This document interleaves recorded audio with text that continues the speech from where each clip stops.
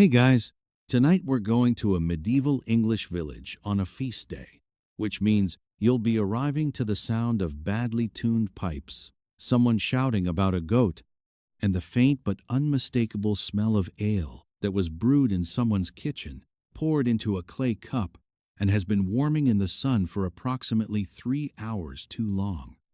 The year is something around 1265. Give or take a few decades of plague, and one highly questionable harvest. The whole village is outside. Someone is losing at dice with the dignity of a person who knew they were going to lose and came anyway.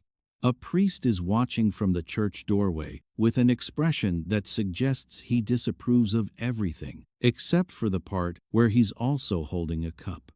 Tonight, we find out what happened when people who owned essentially nothing decided to have a genuinely good time, and what it turns out that looked like was considerably livelier, considerably stranger, and considerably more human than most of us were ever taught to expect.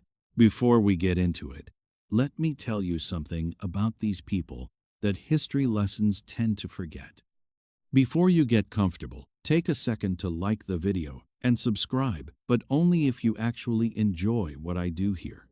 Drop a comment telling me what you think you would have been fined for in a medieval village, cheating at dice, skipping church to drink, failing to practice archery on a Sunday because you had better things to do, or participating in something called mob football, which is exactly what it sounds like. And we will get to it in detail tonight, and it is magnificent. Now, dim the lights, switch on a fan for that gentle white noise, and get comfortable. And if you want the full experience, imagine you can hear someone playing a drum badly at the far edge of your hearing, in a direction you can't quite locate. You are basically already there. Let's pause for a moment. Have you ever wondered what a medieval football match actually looked like, and why historians consistently describe it as a riot with a ball and then leave it at that, presumably because they couldn't find a better description and decided that was just as well? Whether medieval peasants actually bathed, and if so, what they used, and whether you would survive the experience of walking through a crowded village market on a warm August afternoon without modern olfactory preparation. How many official days off a medieval peasant actually had each year, and whether discovering the answer will make you want to file a formal complaint with your employer, or at least with someone, preferably in writing. What happened if you brewed bad ale and the ale tasters came to check? Because apparently there were official ale tasters, and apparently there were consequences, and apparently the consequences were public, and apparently they involved a chair, specifically an unpleasant one. Whether the medieval version of a music festival was charming or terrible, and why the answer, decisively and without any ambiguity, is both at exactly the same time with the same people. What children played in a world without screens or plastic or anything that required batteries, and whether any of it has been rebranded and sold in an artisanal toy shop in a gentrifying neighborhood near you.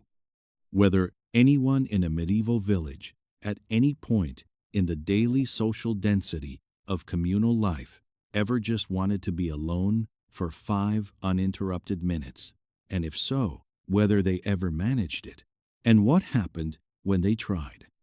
Congratulations! You've just woken up in the year 1265, in a village in the English Midlands whose name you cannot pronounce and whose smell you were not entirely prepared for. The air is thick with wood smoke, animal dung, and something faintly yeasty drifting from the direction of the alewife's cottage, which is also, technically, the village's social hub. Informal courtroom and closest thing to a therapist's office that anyone here is ever going to access. The ground is soft in a way that suggests mud goes all the way down, past any layer that might reasonably be called solid. Somewhere nearby, A goat is making a sound of sustained moral objection. It is a feast day. The work has stopped. Everyone who lives within walking distance is already awake, and most of them are heading in the same direction, which is toward the noise. Welcome. You are going to have an extraordinary time, sort of, in a manner of speaking, mostly. Let's begin. Let's set the scene. You're standing at the edge of the village green on a June morning in the middle of the 13th century, and the first thing you notice is that it's loud. Not loud in the way a city is loud, not the urban roar of engines and machinery and 1,000 competing electronic frequencies all happening simultaneously, but loud in the way that only happens when a large group of people have been working very hard for a very long time and have collectively decided that today is not that day. Someone near you is playing a pipe. Someone else is drumming on what appears to be an upturned barrel. 3 children are chasing a chicken with the focused, professional energy of people who genuinely believe they are going to catch it this time, despite all available evidence to the contrary and the chicken's own thoroughly confident body language. The village itself is small enough that you can see all of it from where you're standing. There's the church at the north end, stone and slightly crooked, like it settled wrong in the ground sometime around 1190, and nobody could be bothered to straighten it. There's a loose collection of houses being generous in some cases, structures that contain a family and also their animals, and also, technically, their fire being considerably more accurate. There's a mill at the edge of the stream, whose operator everyone suspects of various things. There's a communal well. There's a patch of beaten earth near the center that functions as both the market square and, on days like today, the dance floor, the sports arena, the court of public opinion, and whatever other social purpose happens to arise in the next 6 hours. You're wearing rough wool. It is scratchy in a way that makes your modern sensibilities want to complain to someone, except that there is no one to complain to, and everyone else is wearing the same thing, and none of them have noticed. Your shoes are leather, soft enough, and already muddy. The sun is out today, which is an event, and people are responding to it with the fervent, appreciative energy of a community that did not take sunshine for granted, because the last 3 weeks were rain and mud and more rain and a Tuesday that was cold in a way that October had no business being in June. This is a feast day specifically, the Feast of St. Ogre, John the Baptist, which falls on June 24th and sits at the summer solstice, more or less, which means it exists at that particular medieval crossroads where Christian celebration and older, considerably less officially sanctioned traditions have been put in a room together and told to get along. They have, mostly, by both agreeing that fire and dancing are good and that tonight someone's going to light a bonfire and jump over it, which is either an earnest prayer for good health and abundant crops, or just what you get when you give people enough ale and a sufficiently large flame, and in practice, the distinction doesn't matter much. The lord of the manor technically owns most of what you can see. The church controls the rest, more or less.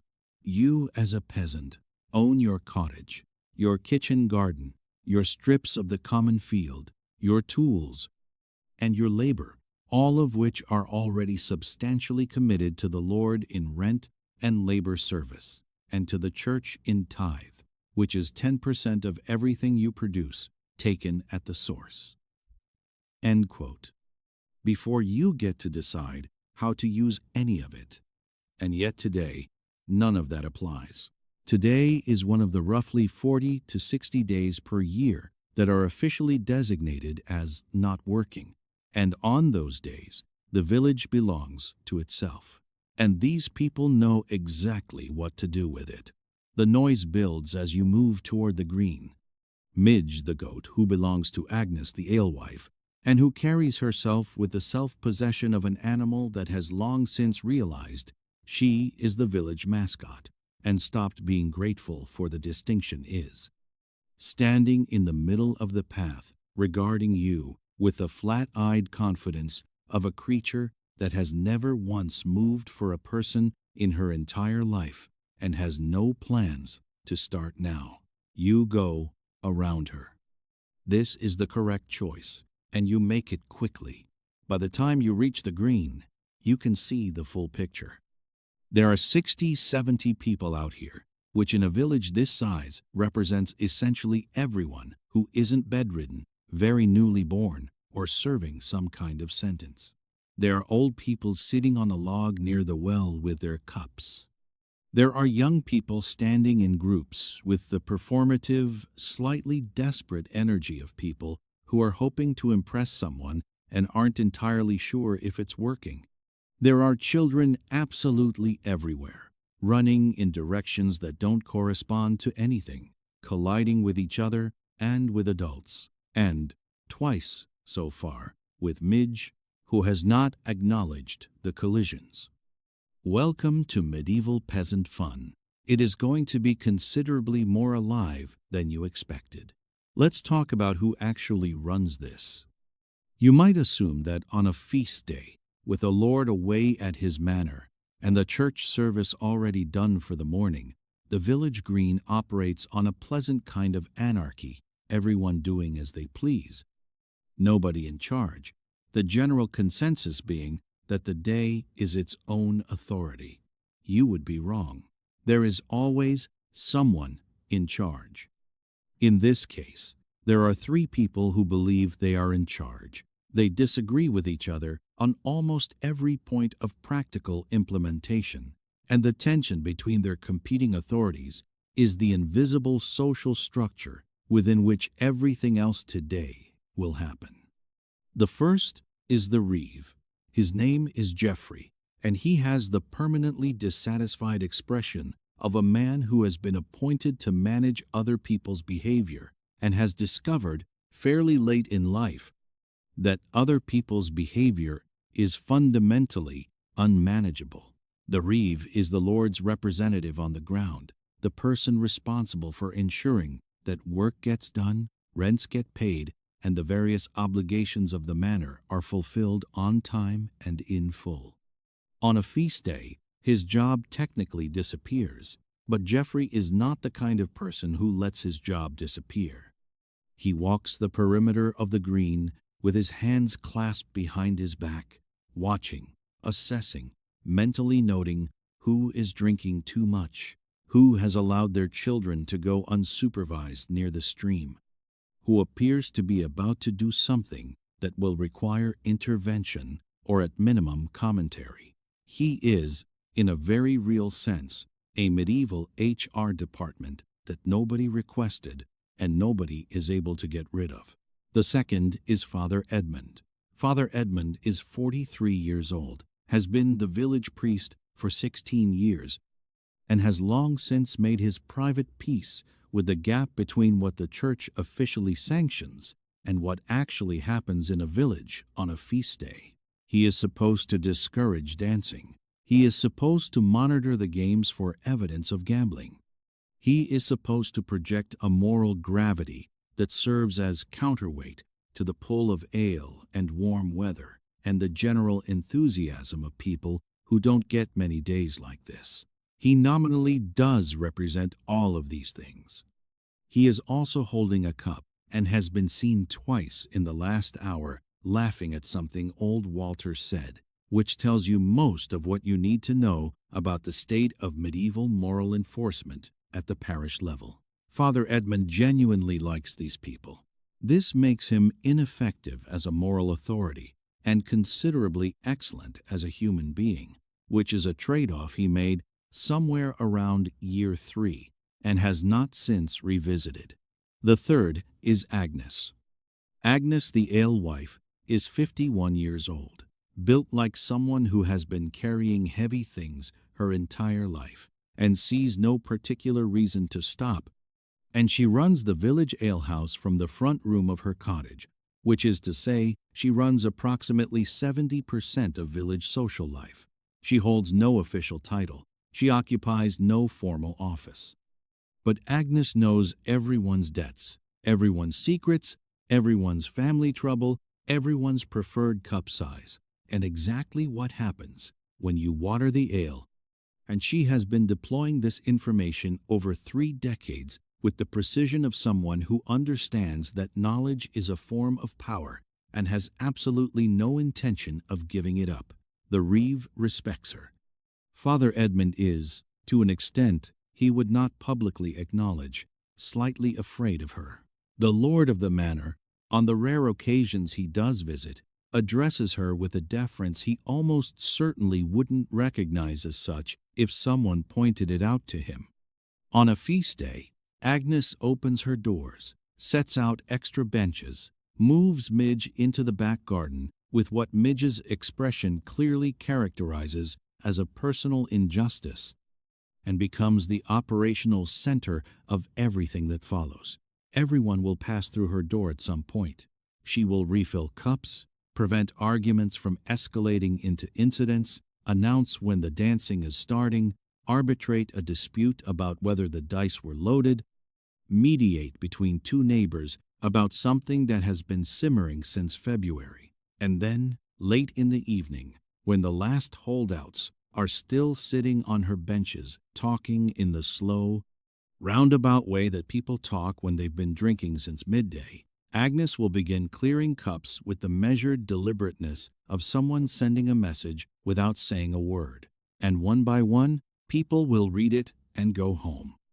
This is leadership, medieval style, efficient, unannounced, and completely uncompensated. Old Walter is already on his bench by the well, with a cup that he has clearly been nursing for some time. Walter is 67 years old, which in the 13th century is not just old age, but something approaching a geological event.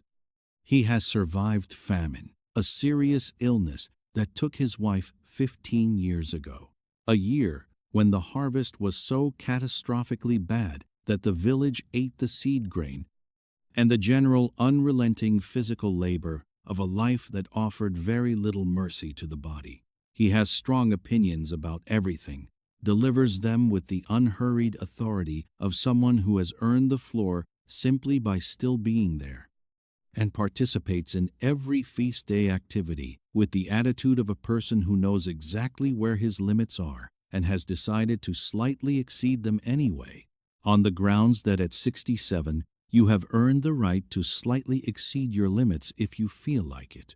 Thomas is 20, the miller's 3rd son, and is currently attempting to look casual near a group of young women who are not, as far as you can tell, paying him any meaningful attention. Thomas is always attempting something. He attempts to win at dice. He attempts to distinguish himself at wrestling. He attempts to be the person who clears the bonfire highest and with the most style. So far, his career as an impressive young man has not produced the results he's hoping for, but he continues, which is its own kind of quality, and you find yourself, in spite of everything, wanting things to eventually work out for him. These are the people who populate your day. Let's talk about how many of these days there actually were. Here's the thing that history lessons and Renaissance fair aesthetics conspire to systematically obscure. Medieval peasants had a significant amount of time off. Not in the modern sense of, I have PTO and I've blocked out 2 weeks in October and I'm going to a place with better weather. Not that. But in the sense that the Catholic liturgical calendar, combined with the seasonal rhythms of farming, combined with local customs and traditions that had been accumulating for generations, produced a number of official non-working days that would make a modern, full-time employee sit quietly for a moment and begin counting. Estimates vary by historian, by region, and by how generously you count the partial days and the informal customary rest periods that show up in manor accounts. But a peasant in 13th century England could reasonably expect somewhere between 50 and 150 days per year that were either mandated church holidays or conventional days of rest on which working was either forbidden or considered cosmically inadvisable. The church alone contributed roughly 40 feast days, the major ones, the saints' days, the half-days before and after significant celebrations on which labor was either formally suspended or heavily discouraged by the kind of social pressure that functions as law in a community small enough that everyone knows. Whether you were out in the field or not, add in the seasons. You don't plant in deep winter, you don't harvest in February, and the rhythm of the agricultural year has natural slack built into it that centuries of continuous year employment have entirely eliminated from modern experience. Add in Sundays, always rest days. Add in local customs the day before a fair, the day after a major harvest, the various informal occasions that a community generates when it has been living in the same place long enough to develop traditions, and the traditions have taken root deeply enough that deviating from them would feel strange.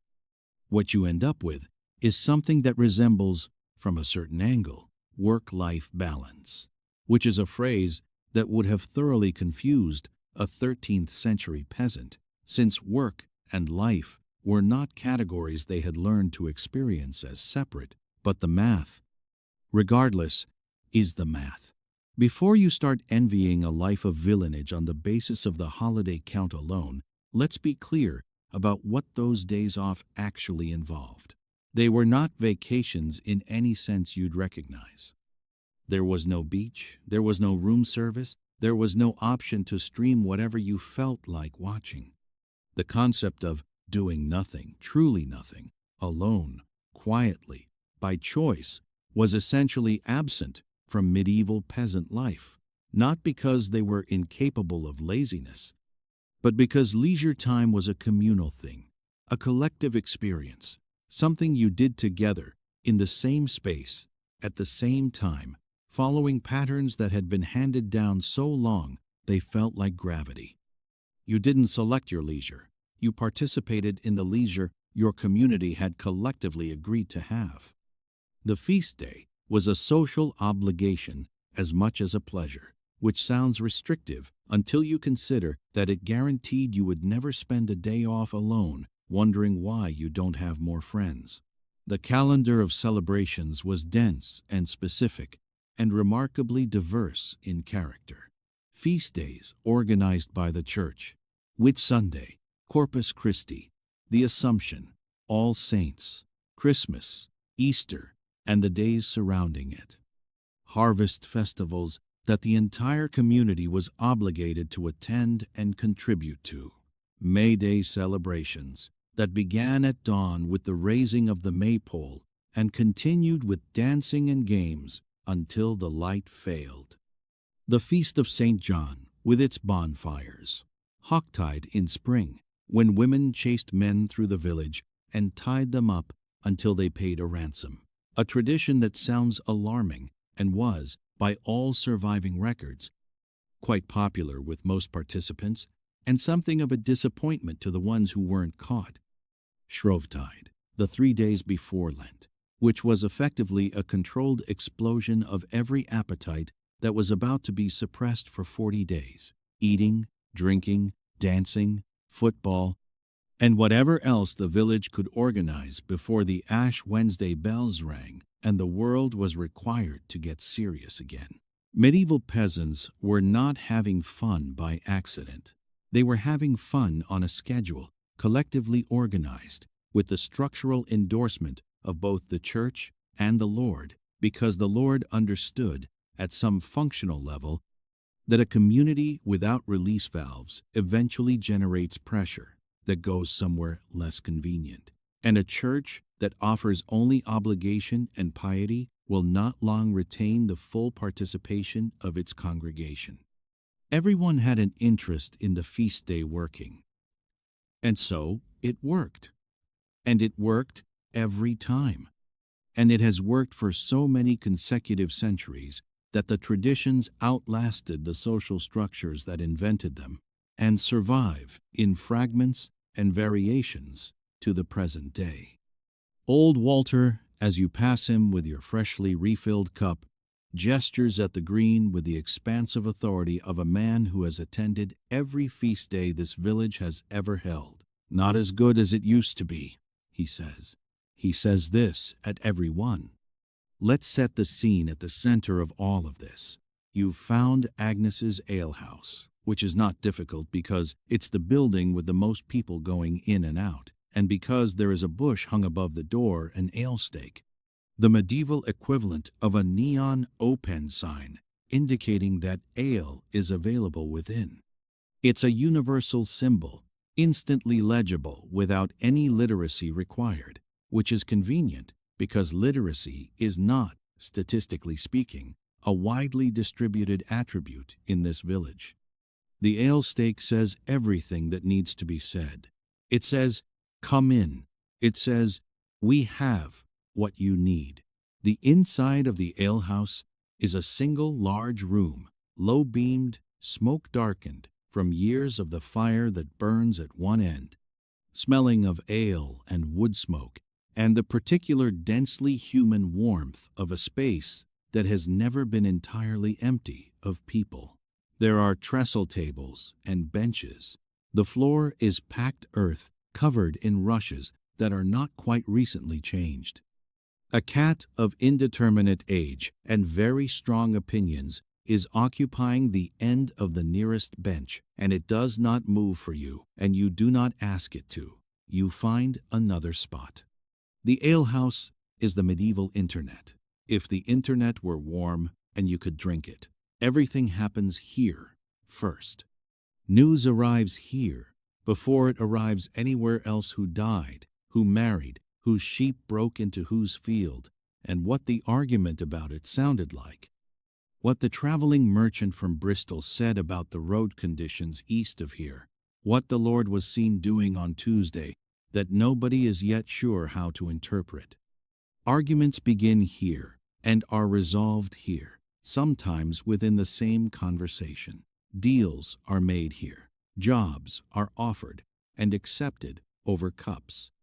Disputes about property lines, inherited debts, the terms of a verbal agreement made 2 years ago over ale. All of this is adjudicated informally, repeatedly, in this room, by whoever happens to be present, with Agnes functioning as a kind of permanent, unofficial magistrate whose rulings carry the particular weight of someone who controls the ale supply and is not shy about the connection. Agnes brews her ale herself, in batches, using whatever grain is available: barley, mostly, sometimes oats, occasionally wheat, if the price allows for generosity. The brewing process is supervised fermentation, monitored by experience rather than instrument, and the quality varies by batch, with the kind of honest variability that a system without quality control technology is unable to eliminate. A good batch is something approaching genuinely pleasant, slightly sweet, slightly sour, cloudy, warm. A bad batch is like drinking liquid bread that has had a difficult week. Agnes has been doing this for 30 years. Her bad batches are rare, and this is why people keep coming back, and why her business is the most consistently attended institution in the village, and why Midge the goat, relegated to the back garden for the day, can still be heard expressing her ongoing feelings about the injustice from 20 feet away, intermittently and with conviction. The price of a cup of ale is regulated. This is important, and it is one of the more remarkable pieces of medieval social architecture.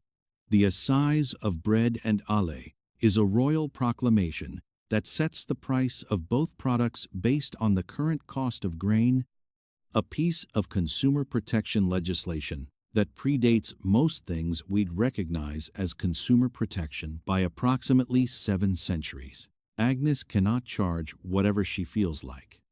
She must sell at the approved price, in the approved measure, or face the consequences, which are public and involve a device called the cucking stool, a chair attached to a pivoting arm, positioned over whatever body of water is most convenient, used to dunk offenders in view of the village as a form of humiliation-based deterrence. It is, by every available description, extremely effective deterrence. Nobody wants the cucking stool. Everyone behaves accordingly. Ale quality is also subject to inspection by ale tasters, which is a village office that exists exactly as described. Officials appointed specifically to go around tasting the ale and determining whether it meets the standard. This job sounds like a satirical invention. It is recorded in court rolls across England with complete bureaucratic seriousness. Because if you're going to have ale regulations, and 13th century England had ale regulations, then you need an enforcement mechanism. And if the enforcement mechanism requires tasting the ale, then somewhere in every village there is a person whose civic duty is tasting the ale, and that person is doing their duty. And the records of their findings survive in county archives and are genuinely very funny to read. Thomas comes in, orders a cup, and attempts to find a position near the group of young women he was watching earlier on the green. They have since moved inside and are now talking to someone else entirely. Thomas drinks his ale with the expression of a person recalibrating their approach in real time and not quite arriving at a better one. Father Edmund arrives at some point mid-morning, takes a seat at the far end of the room, and orders his cup with the elaborate casualness of someone who has decided that his presence here is pastoral in nature and would like that interpretation on the record. Agnes refills his cup without comment. He stays for 3 hours. This is not unusual. This is, in fact, his typical feast day pattern, which Agnes has observed for 16 years and found neither surprising nor worth remarking upon. Now let's talk about what was actually in the cup, because this deserves more attention than it usually gets. Medieval ale is not beer. This is not a minor distinction. Modern beer contains hops, which are a preservative and the source of that characteristic bitter flavor that defines most of what you currently recognize as beer. Hops weren't widely used in English ale until the 15th century, and even then they were met with serious resistance from traditionalists who felt that the correct flavoring agents for ale were things like yarrow, heather, bog myrtle, and a herbal mixture called gruit, which sounds like something from a fantasy apothecary and reportedly tastes like someone had an ambitious idea and then ran out of time and money simultaneously in that order. Medieval ale without hops is closer to a fermented grain drink, slightly sour, slightly sweet, quite cloudy, with a relatively low alcohol content by modern comparison. This is simultaneously good news and bad news. The good news is that you could drink a meaningful quantity before being genuinely impaired. The bad news is that a meaningful quantity was often necessary because the ale was also one of the primary caloric sources in the peasant diet. A reliable form of hydration in a world where water was unreliable at best and actively dangerous at worst, untreated, unfiltered, shared with livestock, running past the same areas where waste was deposited, and thoroughly capable of killing you slowly in ways that nobody had yet developed the germ theory to explain. You drank ale because it was safer than the water. You drank ale because it had calories. You drank ale because it was there, and it was warm, and it was social, and it was all of those things simultaneously in a cup that someone friendly handed you. Everyone drank ale. Men, women, children, the elderly, the physically compromised. Small ale, a weaker, lower alcohol version, was the everyday drink given to children with breakfast in a way that would produce a very long conversation with a pediatrician if attempted today, but which, in context, made complete nutritional and sanitary sense. Strong ale was for feast days and celebrations, and the specific kind of occasion where the community had decided that the regular rules about moderation were being suspended by mutual agreement. Agnes brews both, knows the difference, charges accordingly, labels nothing, because labeling requires writing, and writing requires literacy. And the distinction between small ale and strong ale is communicated in this village entirely by context and by Agnes's expression when she pours it, which contains the relevant information for anyone paying attention. The cup itself is wooden or ceramic, no glass, unless you're significantly above your station in ways that do not currently apply to your situation on this bench in this alehouse. The cup is communal in ways that modern hygiene training struggles to accommodate. The same cup might go around a table, refilled and rehanded, or Agnes might provide cups that are rinsed between uses in a process that offers the concept of cleanliness more robustly than its actual execution. You drink from it anyway because the 13th century hasn't given you the specific anxiety framework that would make this feel problematic, and also because there is ale in it. Mead also exists honey wine, considerably sweeter and stronger than ale, drunk on special occasions or by people of slightly higher social position than yours currently. Wine is available, but expensive, imported, and mostly appears at the Lord's table and in the church's sacramental supply. Cider exists in the regions where apple trees grow with enthusiasm.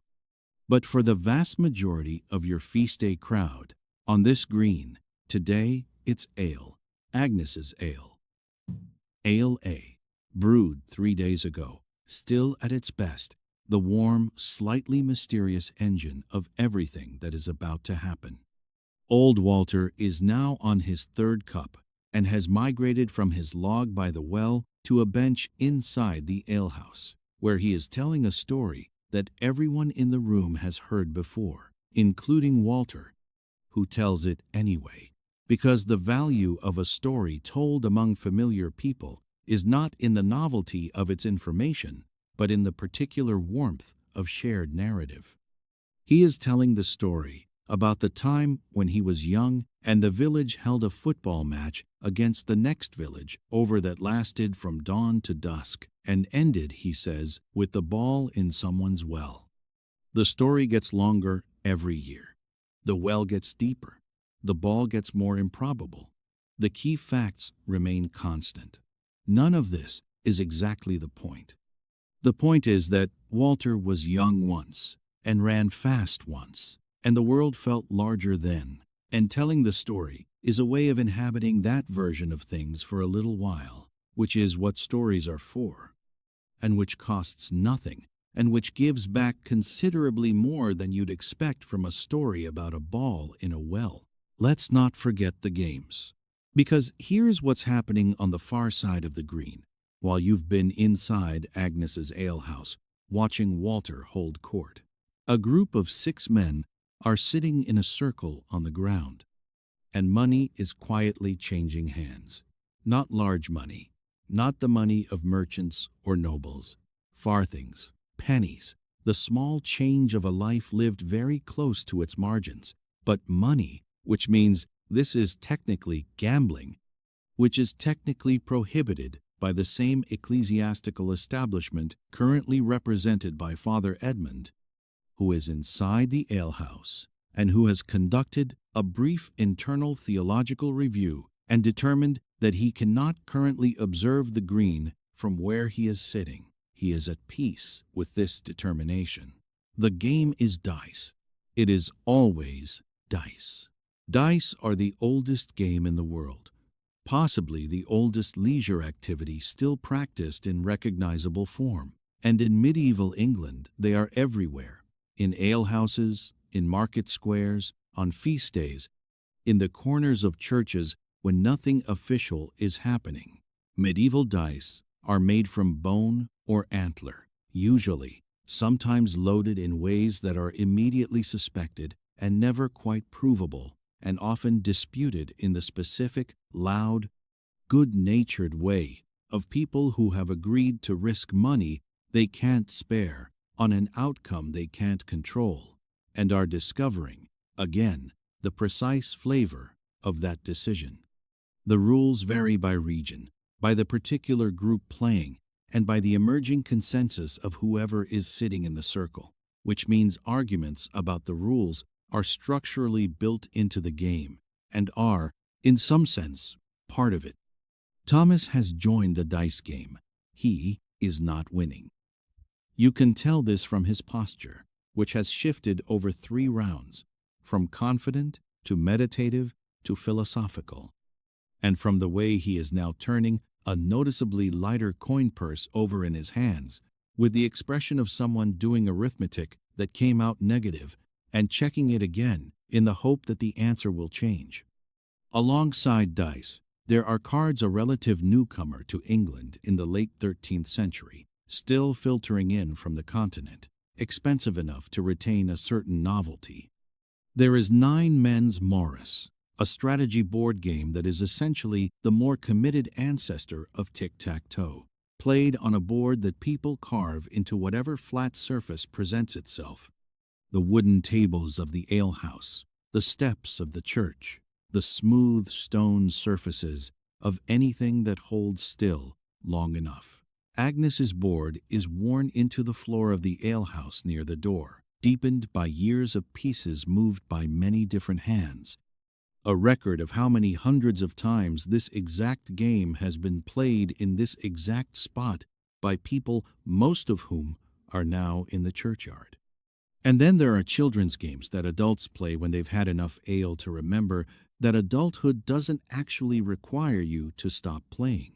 Hoodman blind, what you'd call blindman's buff, involves someone with a hood over their face trying to catch the others, and it plays out on the green with the particular combination of shrieking and falling over that is cross-cultural, cross-century, and immediately recognizable as a game even to someone watching it for the first time in a foreign language.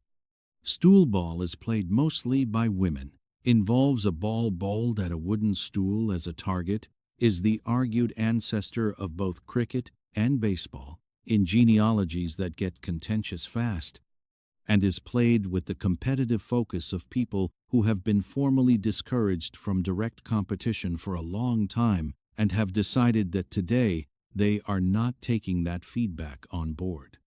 The moral position of games in medieval England is complicated in the specifically medieval way that things get complicated when large numbers of people want to do something and the official institution of the church is ambivalent about whether they should. Dice are frowned on. Gambling is frowned on. The theological distinction is between playing for nothing, which is a harmless diversion, and playing for money, which is a moral risk, but in practice, this line is maintained with the consistency of a guideline rather than a rule, enforced sporadically, ignored routinely, and visited with the kind of flexible interpretation that 16 years of parish work has given Father Edmund. Thomas loses his last farthing on a roll that almost works. He takes it with the quiet dignity of a person who has developed, through extensive practice, a relationship with losing that might charitably be called equanimity. He gives the dice one final, affectionate pat. They have been loyal dice, they just haven't been lucky dice. And that's a different thing. Stands up and goes to find another cup of ale. Father Edmund, from inside the alehouse, looking at the green through a gap in the wattle wall, is not currently watching any of this. Let's talk about the sport. The sport in question looks, from the outside, less like a sport and more like a municipal emergency with an official ball. Medieval English football is the ancestor of the modern game. in approximately the same way that a Category 4 hurricane is the ancestor of a stiff breeze. They shared a ball. Everything else was subject to local interpretation. There were no fixed number of players. A village football match might involve 20 people on each side, or 40, or everyone who showed up and felt like it, with additional players joining from the sidelines as enthusiasm overtook good judgment. There were no fixed boundaries. The field of play was conventionally the entire space between two landmarks, two ends of a village, two town centers, which in practice meant that the game passed through streets and gardens and across streams and over whatever obstacles the intervening geography provided, and the geography had no recourse. There were no formal rules about physical contact, which is a very polite way of saying that punching was not specifically prohibited, and that the medieval football pitch would have been assessed by any modern sporting authority as an active public safety situation. The ball itself was a leather case stuffed with hay or an inflated pig's bladder, giving you some sense of the era's approach to manufacturing tolerances and its rather pragmatic relationship with animal byproducts. It was not perfectly spherical. It bounced in ways that were not entirely predictable. This was fine because the game was not precisely about the ball. The ball was the occasion for the game, and the game was about the village asserting itself against the neighboring village, about releasing the accumulated tension of the working week, about the particular physical elation of a body that has been laboring under direction, finally moving in a direction it chose for itself, fast and loud and without apology. Old Walter told you he ran fast once. Looking at the match forming up at the far end of the green, you can almost see the young man in the old one, see him moving through the unrestricted, entirely chaotic physical joy of a game that nobody regulates. Nobody charges entry for, nobody owns. Medieval sports were like that. Your body was your ticket. Your labor was the admission. What you got back had no name, but you knew it when you felt it. And everyone who played seemed to feel the same thing, and they came back every feast day to feel it again. Wrestling was the other great sport, possibly the oldest, practiced at festivals, at markets, at traveling fairs, and wherever two people determined that resolving something physically was more satisfying than resolving it verbally, which in a community of people who spent a lot of time resolving things verbally was a more frequent determination than you might expect. Medieval wrestling had formal structure that has survived in period manuscripts, specific grips, throws, and holds that a modern martial arts practitioner would recognize, but on a feast day, in a village. The formal structure functioned as a set of suggestions. You wrestled the person across from you. You attempted to put them on the ground. When one of you was on the ground, that round was over. Conceptually, this was clear. Archery was also a regular feature of feast days, but archery had a different quality. It was less purely recreational and more entangled with national policy, which sounds peculiar but is entirely accurate. English law, from Edward III onward, not only encouraged archery practice, but formally prohibited other sports on Sundays, specifically because those sports were keeping men away from the archery butts. The English longbow was a strategic weapon, the medieval equivalent of a defense program. The king needed archers. Archers needed practice. Practice required time. Therefore, feast days included archery, and the archery was not entirely voluntary, which is perhaps the only sport in recorded history whose practice has been legally mandated by a crown with a specific tactical outcome in mind. Thomas, it develops, is a reasonable archer, not a distinguished one, but better at archery than at dice, which is the relevant comparison today, and which he announces with more satisfaction than the achievement strictly warrants. Let's talk about the food, because there is food. and it has been waiting patiently. On a regular Tuesday, a medieval peasant's diet is functional in nature. Bread coarse, dark, dense, made from rye or barley, or whatever grain is currently available. Baked in loaves that are less a culinary experience and more a delivery vehicle for calories that the body will convert to labor. Pottage, the great catch-all term for a thick soup or stew made from vegetables, legumes, grains, and occasionally meat in quantities that a modern person would describe as a garnish rather than a serving, simmered for a long time until everything in it has become a unified soft mass that is nutritionally complete and texturally undifferentiated. Ale, more ale. Perhaps some hard cheese, perhaps an egg, perhaps a piece of smoked fish if the season and the location cooperate. The diet does what it is required to do, which is maintain the body in working condition, and does not attempt anything beyond that, and mostly succeeds. On a feast day, the food does considerably more. The feast is communal, organized by the village collectively, contributed to by the village collectively, prepared in the hours before the main celebration by a rotating group of people who each bring something or do something. There is a roasted animal, if the community can manage the logistics. A pig, typically, because pigs have the great practical virtue of being convertible entirely into food. Every part useful, nothing wasted. A kind of culinary efficiency that requires no wasteful sentiment about the animal's personal qualities. There are loaves of better bread, made from wheat when the household budget allows for wheat. There are pies pastry cases filled with meat or vegetables, or both, the thick pastry crust functioning as both container and serving dish, eaten when the filling is consumed, if you have enough room left, which you usually do, because appetite in a world of physical labor runs at a different register than appetite in a world of sitting down. There are dried fruits if the traveling merchants have been through recently. There are things that are, by the standards of most of this community's eating, simply good.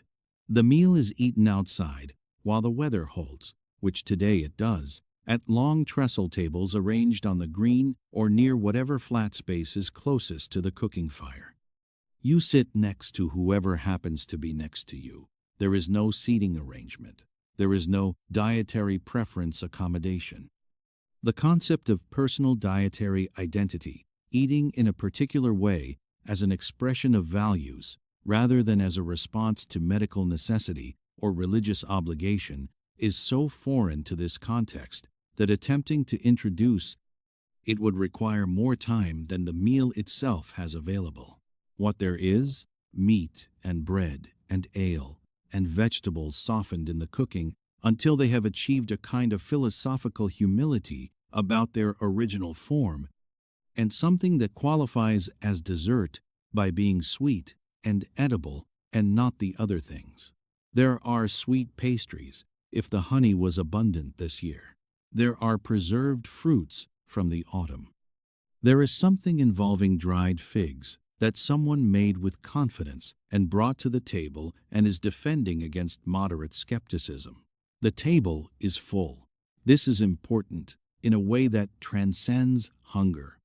The feast day is the community's proof to itself that things are all right, that the harvest was sufficient, that the stores held through winter, that the community can afford to eat this way together, that the world has not failed them in the ways it most easily could.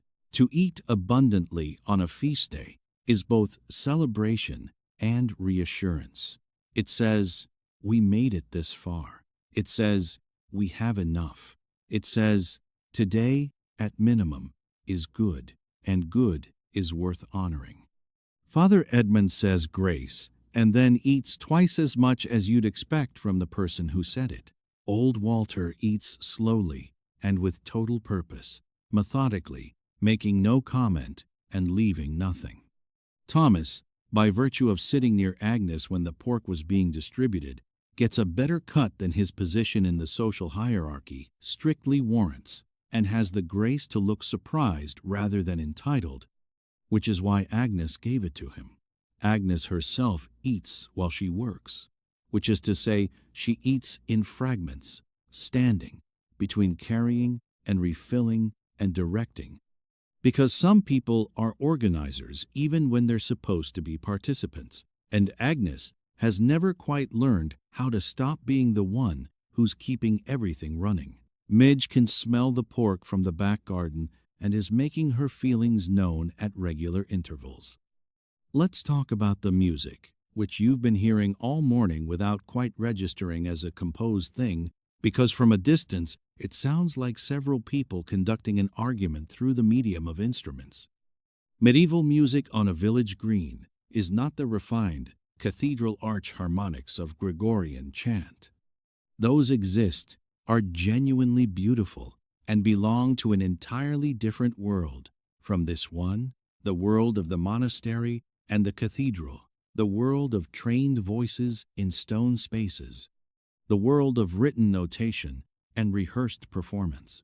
The music on the green is folk music, which is to say, music that has never been written down, never formally composed, passed from person to person by ear and memory, and the kind of gradual mutation that happens when something is remembered slightly differently each time, so that after 50 or 100 years of transmission, it has become something that would surprise its original composer, but which every person on this green knows by heart, has always known, and could not tell you how or when they learned it. The instruments are whatever people can afford to own and teach themselves to play. The pipe, a simple flute, finger holes, nothing mechanically complex, producing a sound somewhere between a bird and a kettle, depending on the player's proficiency. The tabor, a small drum, often played by the same person as the pipe, strapped to the arm or hanging from the belt, providing the rhythmic foundation that the pipe's melody floats above. The fiddle, called the viol, a bowed string instrument that predates the modern violin by several centuries and sounds, in capable hands, genuinely lovely, and in incapable hands, like a small animal making a very public announcement. The bagpipe, which exists in medieval England, and which produces a sound that is either wonderful or not, and the determining factor is, as always, whether you asked for it. There are also voices, because singing costs nothing, requires no instrument, demands no formal training, and can be attempted by anyone who has an opinion about whether they can sing. In a village setting, everyone has that opinion, and the opinions are uniformly optimistic, and the collective result is something that has more volume than precision and more warmth than either, which is exactly right for the occasion. The songs are in forms that have direct descendants in folk music still being collected today: call and response, ballad, round, drinking song, work song, repurposed for leisure, the kind of melody that loops back on itself so that once it is settled into your head, it stays there and repeats indefinitely, which is not an accident, but the entire mechanism, because a tune you cannot forget is a tune you can pass to someone else simply by standing near them. The dancing follows the music with the inevitability of all good consequences. Medieval dance is communal and structured, not in the ballroom sense of formal figures and elegant footwork, but in the sense that everyone present knows the steps, because the steps were handed down alongside everything else the community knows, and you learn to dance the same way you learn to do anything here, by watching until you understand it, and then doing it until your body knows it without your mind having to be involved. The circle dance is the most common form. Everyone joins hands. Everyone moves in the same direction at the same measured pace. The steps are simple, repeated, cyclical.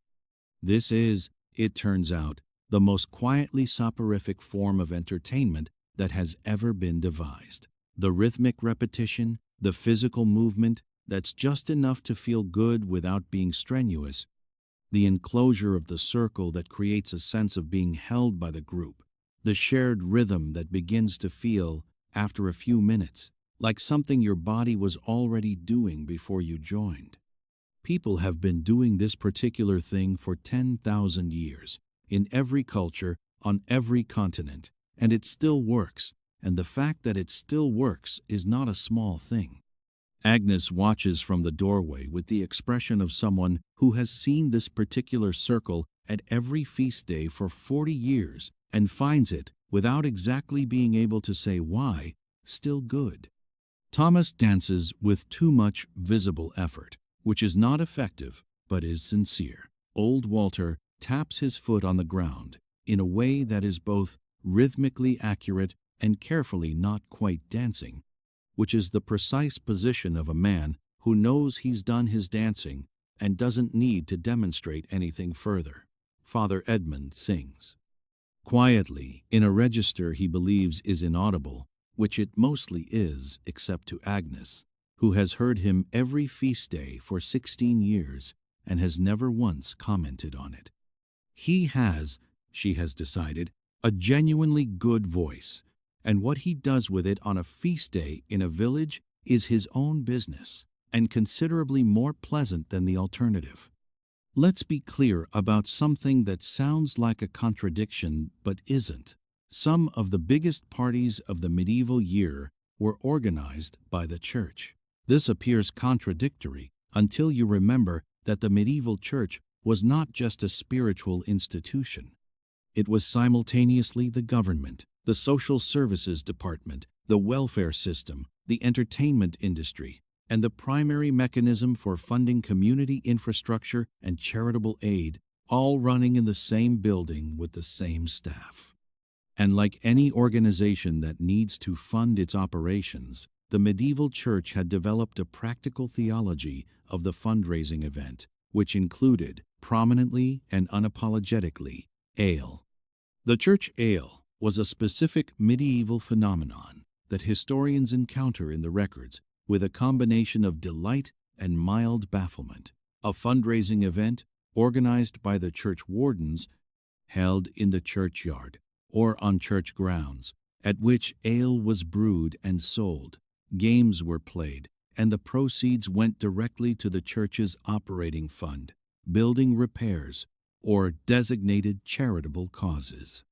Picture a church bake sale, but instead of muffins, it's ale, and instead of a few tables in a fellowship hall, it's the entire village assembled on the church grounds, and instead of being mildly pleasant, it is substantially livelier and goes on considerably longer. Church ales had specific names and specific purposes. Whitsun ales, held after Whitsunday. Bride ales, held at weddings to help finance the celebration. Scot ales, community fundraisers for particular local needs. Help ales, brewed specifically to assist someone in the village who had fallen on difficult times, a widow, a family, after a catastrophic harvest, someone whose house had burned. The ale wife would brew a batch. The village would come and buy and drink. The proceeds would go to whoever needed them. This is mutual aid at its most direct. Everyone in the community could see who needed the help, everyone could contribute in a socially enjoyable way, and nobody could convincingly claim they hadn't noticed. The structural irony of the church ale is almost too perfect. The same institution that produced regular stern guidance about the dangers of excessive drinking was also the institution that organized the drinking, collected the money, and used the proceeds to maintain its own operations. Father Edmund, who has spent 16 years nominally representing temperance, while practically accommodating the full range of human appetite, finds nothing contradictory in this arrangement and would explain at length why it makes sense if anyone asked. which nobody does because everyone already understands it perfectly. He brewed the ale for last year's Whitsun ale himself. Agnes assessed it as quite good. This is the highest available endorsement in the village. The churchyard itself was social space in medieval England in ways that feel dissonant to modern sensibility. The idea of a graveyard as a venue for games, commerce, and celebration sits oddly against a modern understanding of what graveyards are for. But the medieval relationship with death was simultaneously more intimate and more practically integrated into daily life than the contemporary version tends to be. The churchyard was in the center of the village. Everyone you had ever loved was in it. The flat, open space inside the wall was often the most reliable open ground available. The wall itself was a perfectly serviceable surface for bouncing a ball against. Of course, people used it for things. Of course, games happened there.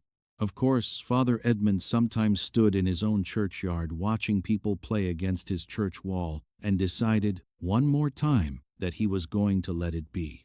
He mostly decided that. Now, let's talk about theater. Because theater existed, was enormously popular, was managed by the church, and was also nothing like what you currently think of as theater, except in all the ways it is exactly the same thing. The mystery plays or miracle plays were dramatic performances of biblical stories, organized and staged in the major towns of medieval England, particularly at the Feast of Corpus Christi in late spring. The plays were organized by the trade guilds, each guild responsible for a specific play that frequently bore some thematic relationship to their trade. The shipwrights performed the story of Noah's Ark. The goldsmiths performed the Adoration of the Magi. The bakers performed the Last Supper, with what appears from the surviving records to have been very little irony deployed about the bread symbolism and a great deal of genuine effort. The full cycle would cover the entire biblical narrative, from creation to the Last Judgment, performed on wagon stages called pageants that processed through the city streets so that the audience could stand in one spot and watch the story arrive at them, scene by scene, chapter by chapter, from the beginning of everything to its eventual end.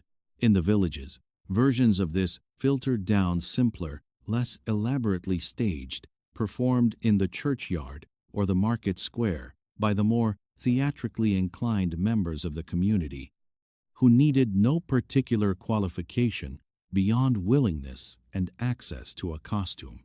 The plays were written and performed in the vernacular in English, not Church Latin, which meant they were accessible to everyone in the audience regardless of education, which was precisely the point. This was the medieval equivalent of a prestige television drama. Familiar characters, high emotional stakes, a narrative everyone already knew, and an audience that came anyway, because knowing how a story ends has never in the history of human beings stopped a single one of them from wanting to experience it again in a new form. The devil was the best part. This was universally understood by medieval audiences and universally confirmed by what survives of the staging notes and scripts. The devil got to do things no other character was permitted to do. Be funny, be menacing, address the audience directly, deliver comedic commentary, wear an extraordinary costume involving horns and paint and significant theatrical commitment, and receive things thrown at him by the audience, which was both expected and considered part of the dramatic participation. The person who played the devil was, by every piece of evidence, having an extraordinary time, and the audience's enthusiasm for throwing things at him was matched only by their enthusiasm for watching him receive them. Thomas has not performed in a play yet, but he has been offered the part of a demon in this year's upcoming Corpus Christi performance. He is, about this, very excited. He has been practicing the laugh. Old Walter has been subjected to the laugh on multiple occasions, and has suggested, with the specific gentleness of someone who is also being genuinely honest, that Thomas might work on volume, pitch, and the interval between repetitions. Thomas has taken this feedback on board with the specific quality of attention that means he has heard it and plans to continue doing exactly what he was doing. Let's talk about the hygiene, which has been waiting in this script with the patience of a topic that knows it is coming and has resigned itself to that.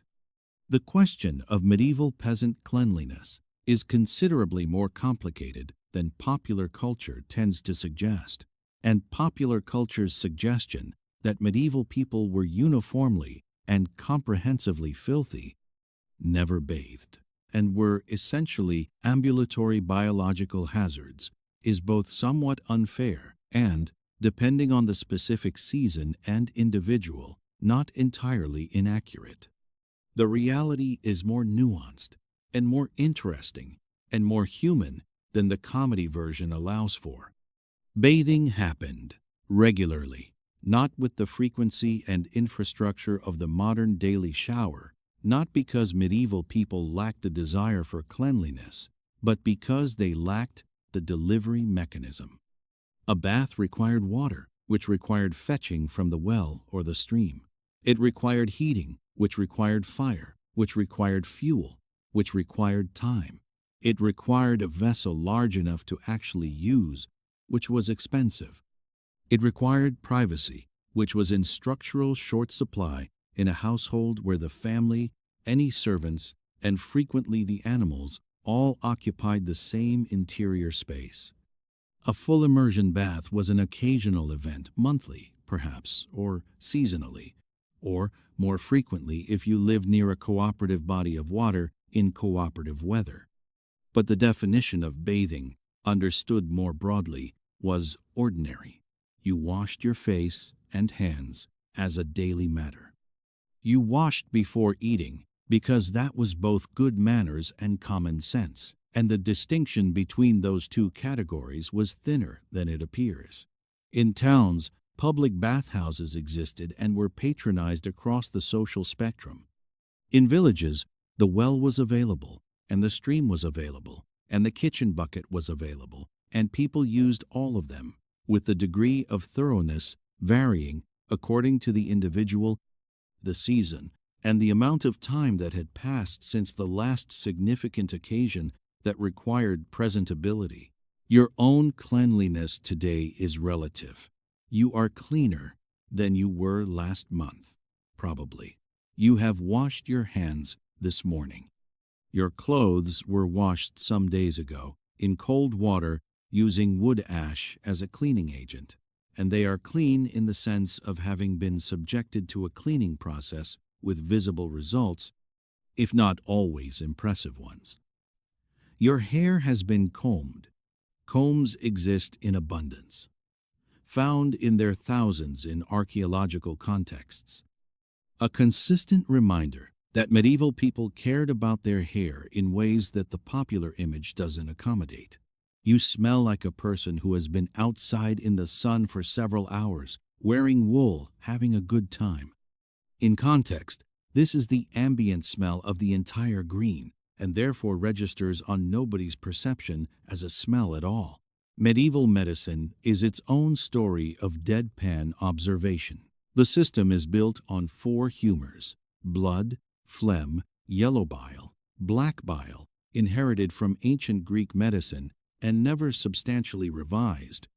A framework that explains all illness as imbalance between these 4 substances and prescribes remedies accordingly. Too much blood causes fever. The treatment is reducing blood through bleeding, leeches, or cupping.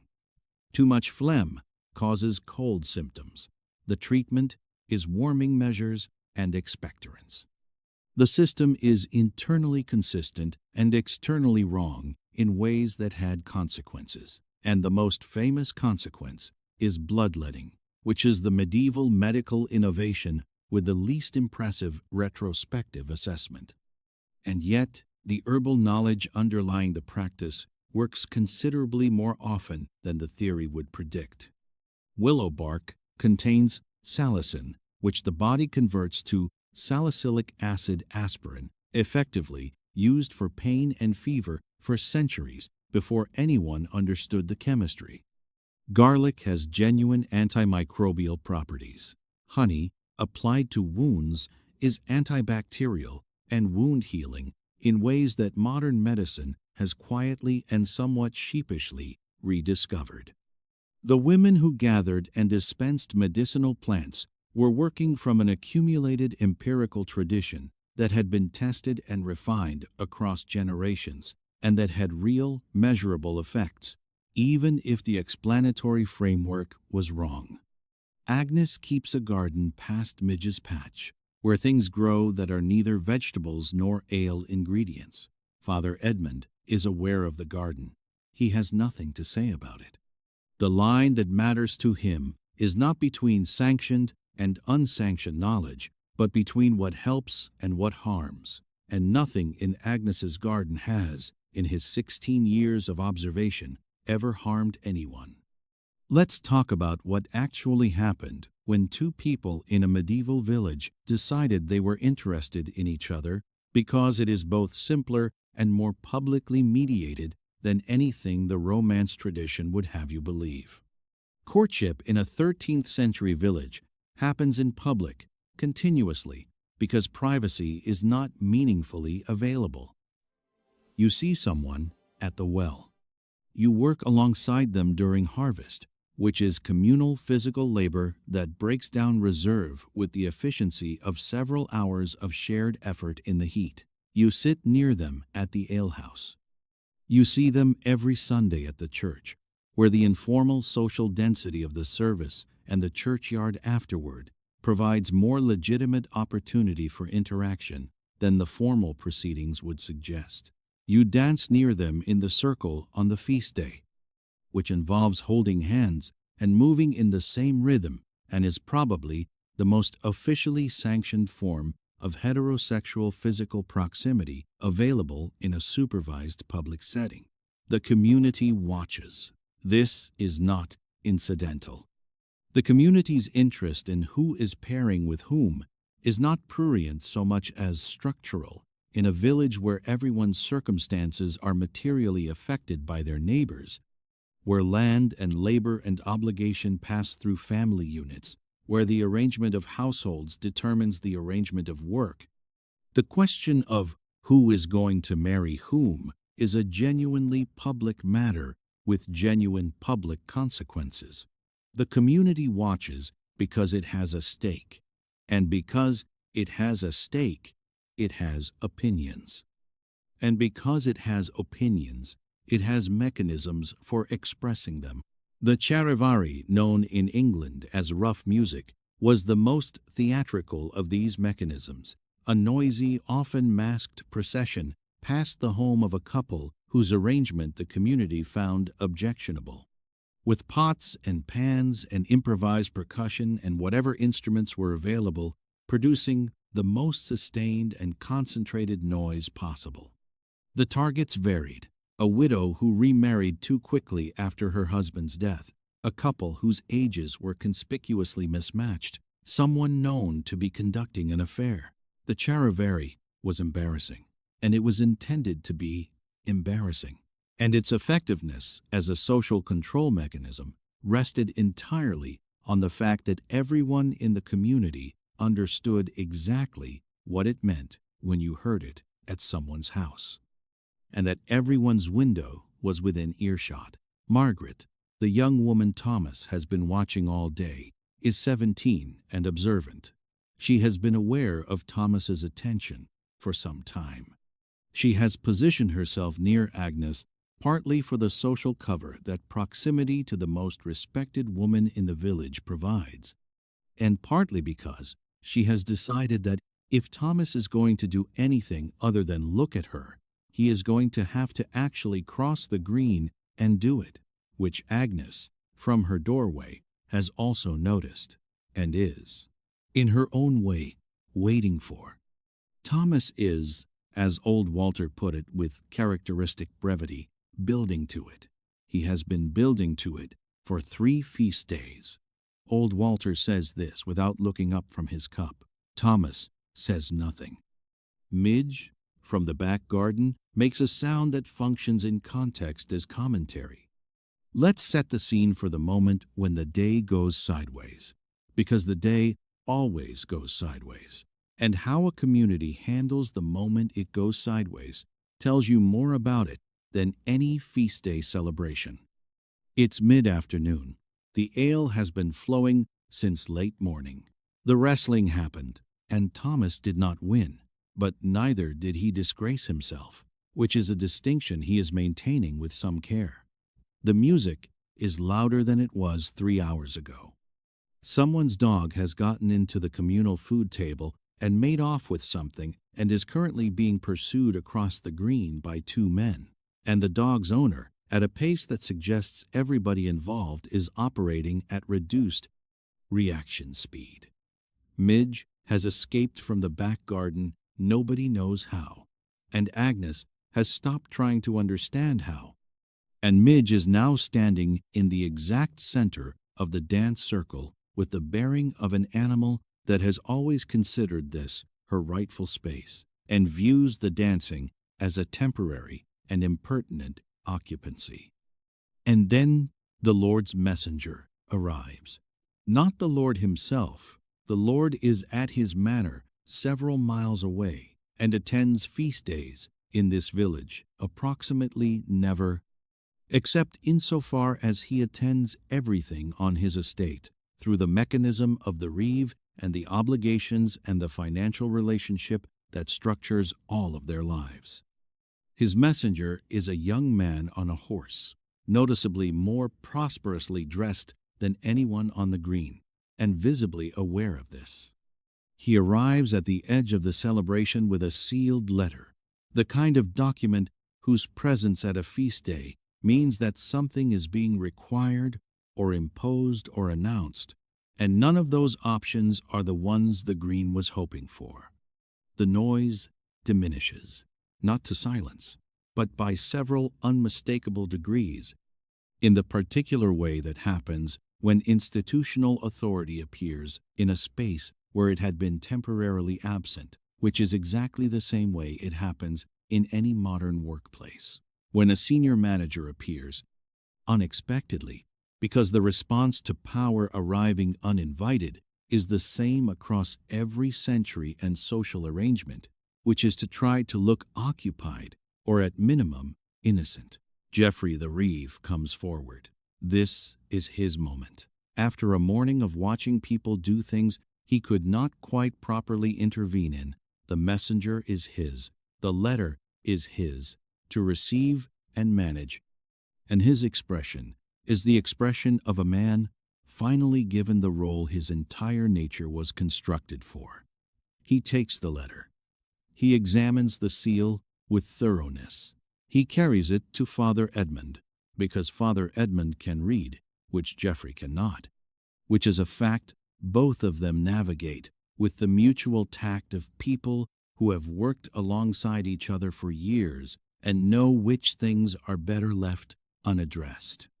Father Edmund reads the letter. His expression does not change dramatically, but the hand holding his cup tightens by a fraction. He reads it again. Then he addresses the green in his announcement voice, distinct from his preaching voice, distinct from his social voice, the voice that means something practical is occurring and everyone should attend to it.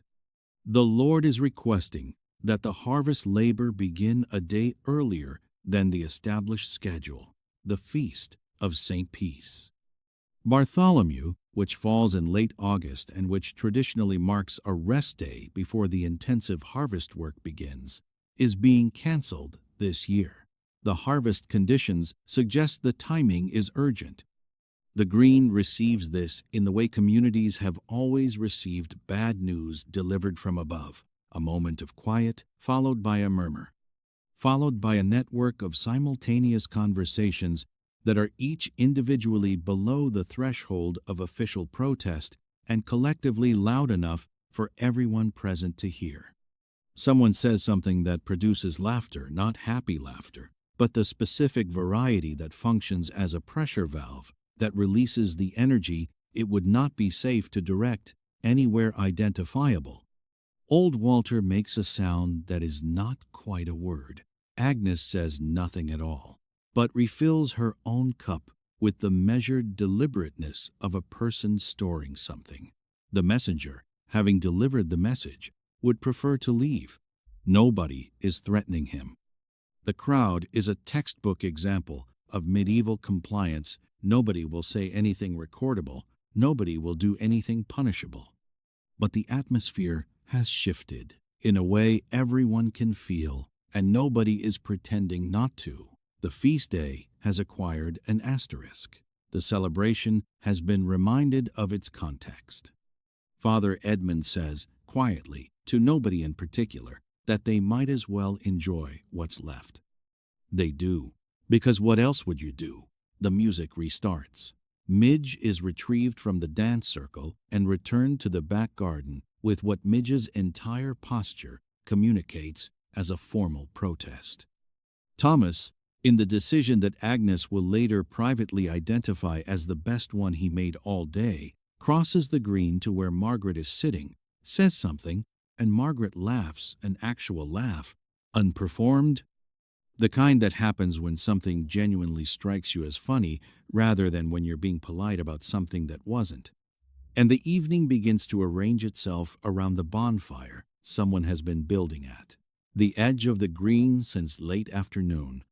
Let's not forget the children, because they have been here all day, running a parallel civilization just below adult eye level. Medieval childhood is not modern childhood in ways that are both obvious and worth examining. The obvious ways first. No formal education for most children. No pediatric medicine in any form recognizable today. A child mortality rate that is genuinely harrowing to encounter in historical records. An expectation of labor contribution beginning around age 6 or 7, with tasks scaled to physical capability, gathering fuel, scaring birds from crops, minding younger siblings, helping with the dozens of small domestic tasks that a household running at subsistence level cannot afford to leave undone.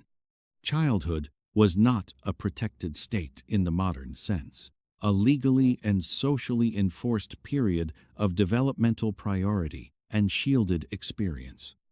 It was a phase you moved through, and the moving was comparatively rapid, and the world on the other side was not substantially gentler than the childhood had been. But here is the part that surprises: the play. The childhood play of the medieval period is immediately, almost startlingly, recognizable. Archaeologists excavating medieval sites find toys, miniature ceramic animals, toy knights on horseback, small wooden carts, dolls, marbles, whistles, rattles, spinning tops, hoops. They find game boards scratched into stone and wood.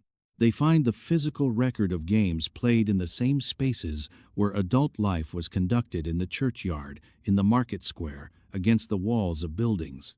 Looking at a medieval toy horse in a museum case, there is a specific moment where the distance between then and now collapses, because this is a child playing with the same imaginative impulse that has been animating human children since before anyone started writing any of it down.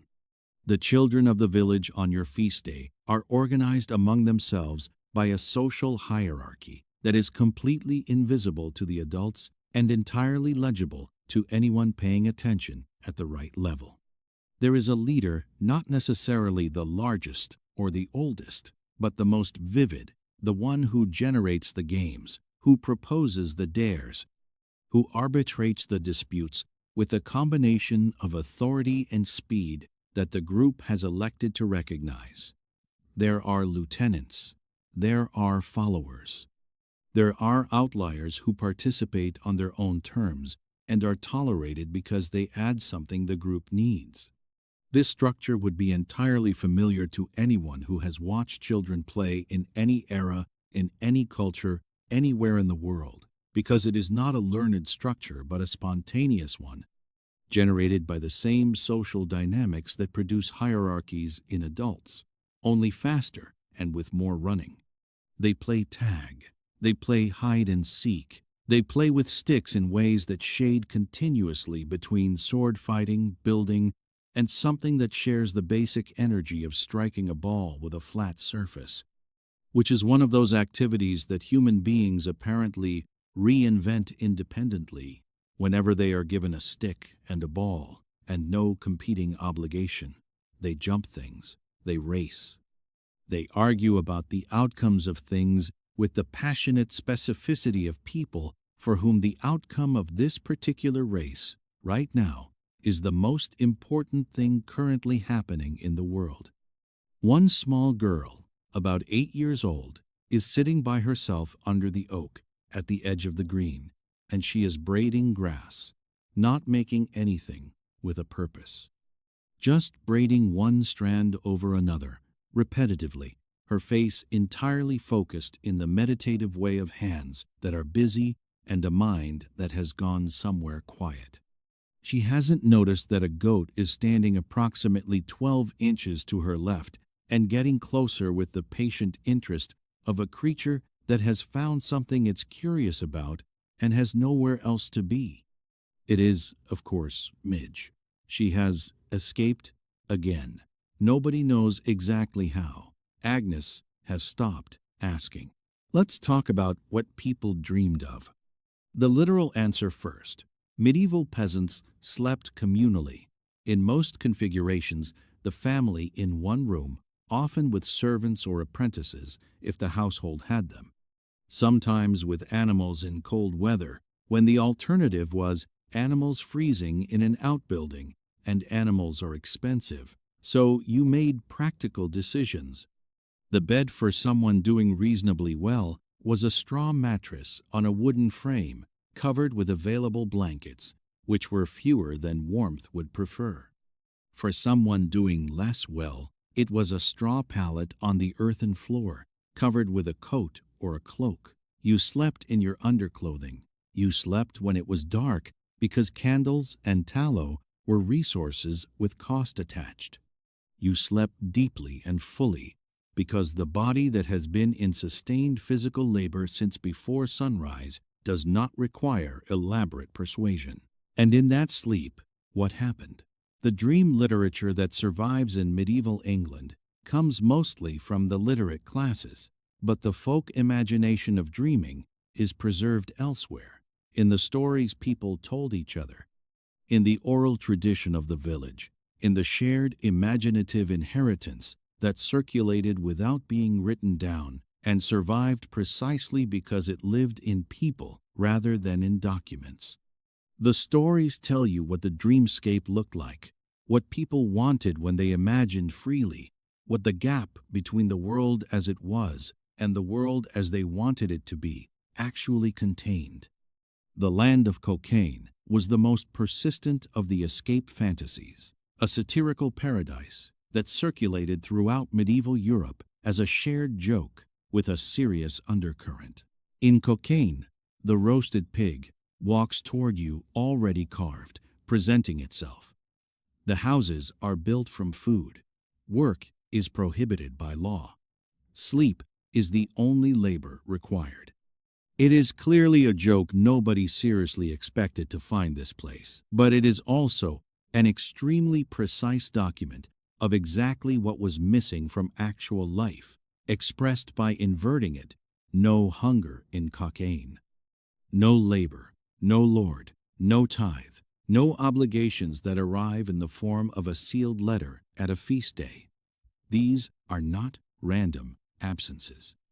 These are the specific pressures of a specific life, identified with perfect accuracy and placed outside the world where they can be desired without danger. There were the stories of fairy folk, the others who lived at the field's edge, who could grant or curse, whose world was this world, with the rules inverted.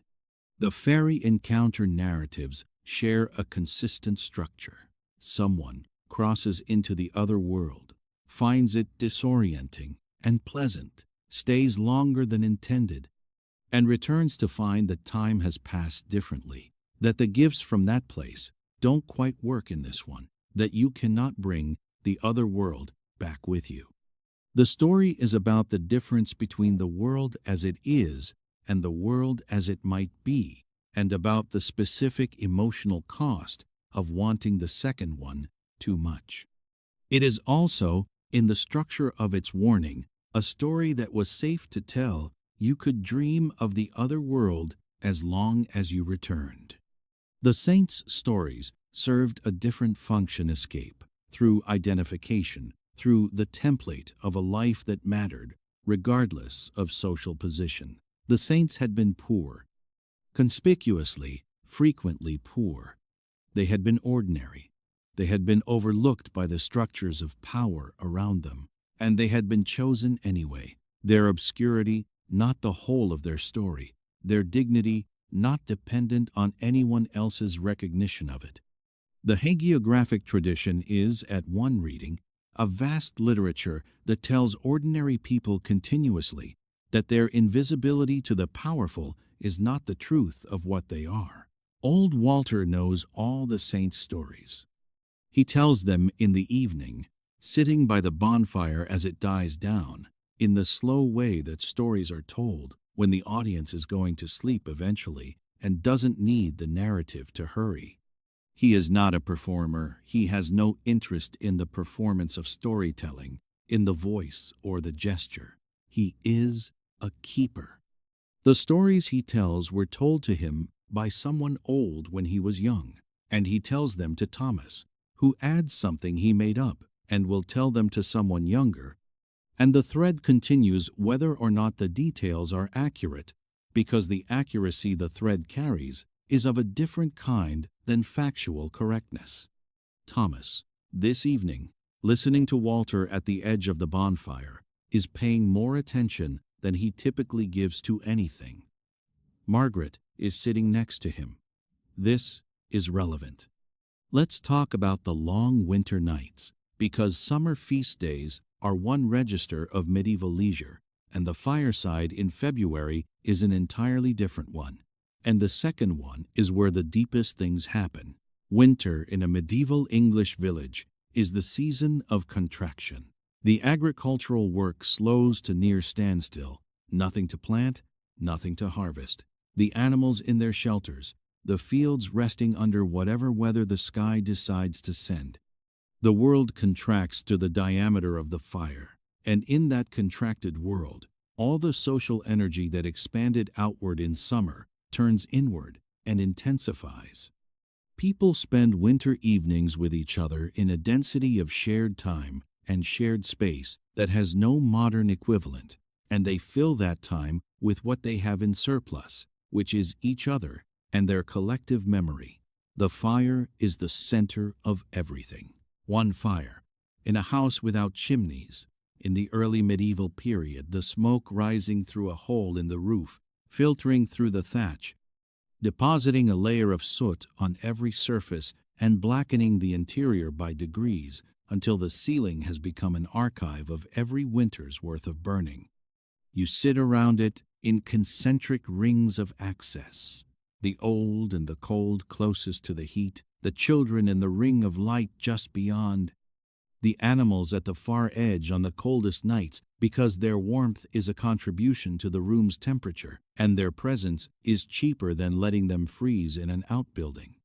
The room smells of smoke and wool and animals and the particular human warmth of bodies sharing a small heated space, which is not a pleasant smell in isolation, but which the brain, exposed to it regularly enough, stops registering as a smell and starts registering as home. And in this warmth, in this shared interior dark, people talk. The riddle is a genuine medieval literary form, composed with craft and circulated with enthusiasm through exactly this kind of winter evening transmission. Riddles work on two levels simultaneously: the thing described and the way it's described, the answer and the misdirection, the surface reading and the true one. They were written down by the educated and performed by everyone, passed through the oral tradition in the same way that songs were passed, and they are genuinely clever in ways that embarrass the assumption that medieval people were intellectually simple.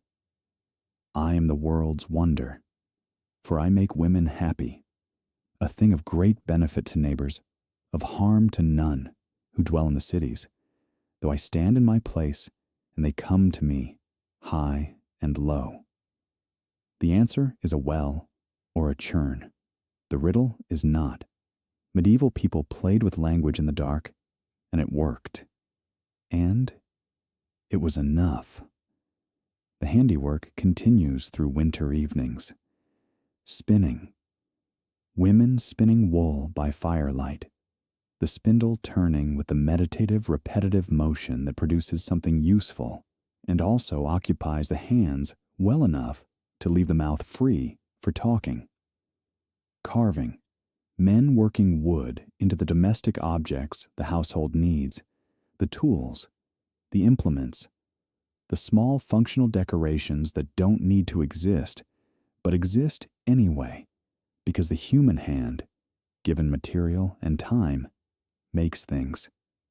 Mending, weaving, braiding. The hands are busy, and the conversation is the other thing that's happening simultaneously, which makes the winter fireside the most information-rich environment in the village, and the most honest one.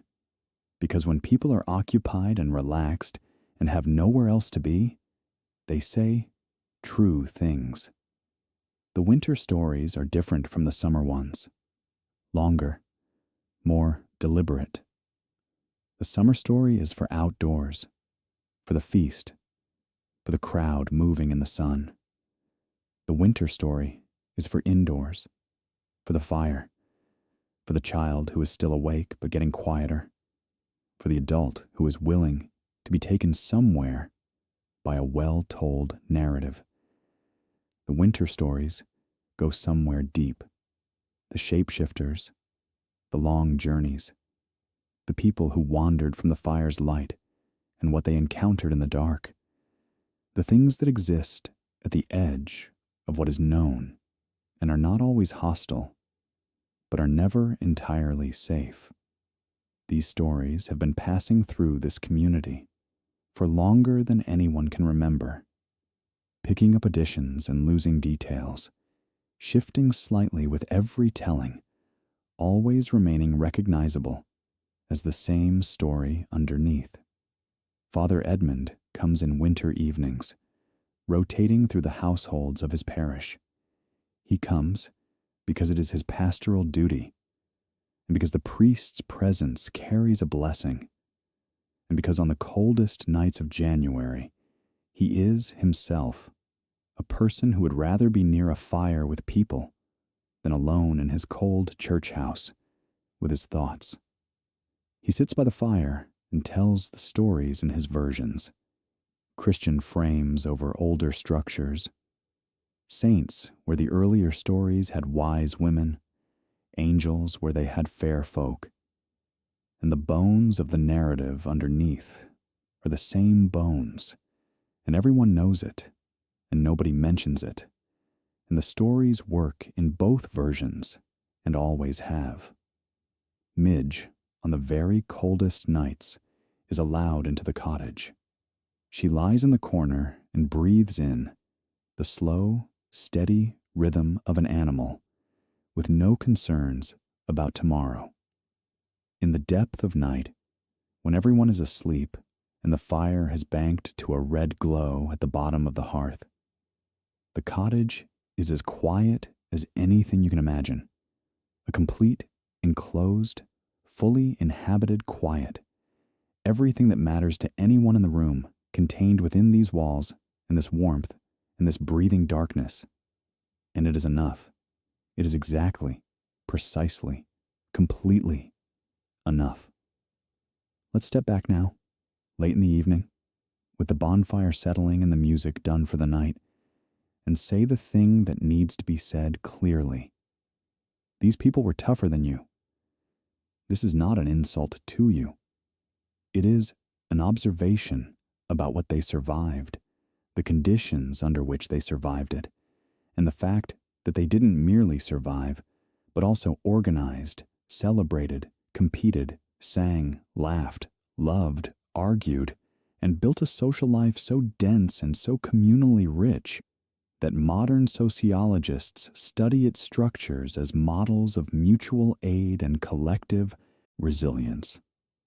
The list of what medieval peasants did not have is genuinely long. They did not have clean water, or effective medicine, or legal protection in any meaningful sense against the demands of the lord above them. They did not have the right to leave easily. In most cases, they were legally bound to the land they farmed, villenage, a condition of unfreedom that modern people struggle to truly imagine. They did not have functioning teeth by midlife, in most cases. They did not have pain management. They did not have central heat or refrigeration or the germ theory of disease. They lived shorter lives, harder lives, lives where the margin between enough and not enough was narrow enough that a bad harvest, a cold spring, or a lord's arbitrary decision could collapse it entirely. And yet, they had something that is increasingly expensive and difficult to source in the modern world, which is the specific, particular knowledge of being known. Everyone in that village knew your name.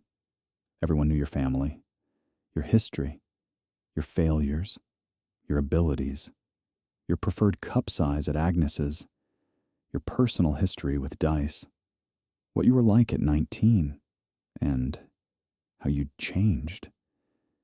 You were embedded in a social fabric so dense that you could not disappear from it, even if you wanted to, which was sometimes, honestly, a constraint, and sometimes a form of safety that modern, isolated people would find almost incomprehensible in its depth and consistency.